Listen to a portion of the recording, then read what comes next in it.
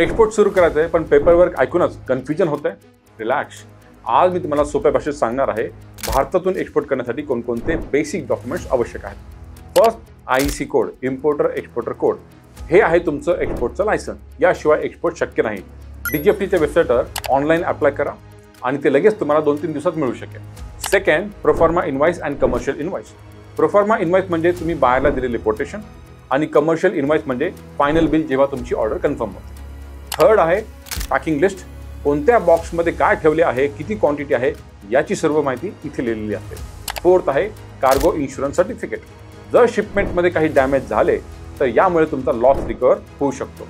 Fifth आहे certificate of origin. हे certificate of origin म्हणजे तुमचा पुरावा असतो की तुम्ही पाठवलेले गुड्स भारतामध्ये बनलेले आहेत. हे एम्बॅसी किंवा चेंबर ऑफ कॉमर्स कडून दिले जातात. Sixth, shipping bill. कस्टम क्लिअरन्ससाठी सर्वात महत्त्वाचं डॉक्युमेंट म्हणजे शिपिंग बिल. याशिवाय तुमचे एक्सपोर्ट क्लिअर होणार नाही. सेवन्थ, बिल ऑफ लॅडिंग किंवा एअरवे बिल. हे शिपमेंटचे प्रूफ आहे की तुमचे गुड्स शिफ्ट झालेले आहेत. मित्रांनो, एक्सपोर्ट डॉक्युमेंटेशन ऐकायला कॉम्प्लिकेटेड वाटतं पण सिस्टम समजून घेतल्यावर हे सोपं होतं.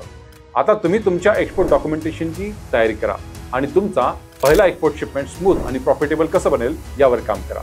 जर तुम्हालाही जागतिक मार्केटमध्ये पाऊल टाकायचं असेल तर कमेंट करा एक्सपोर्ट रेडी.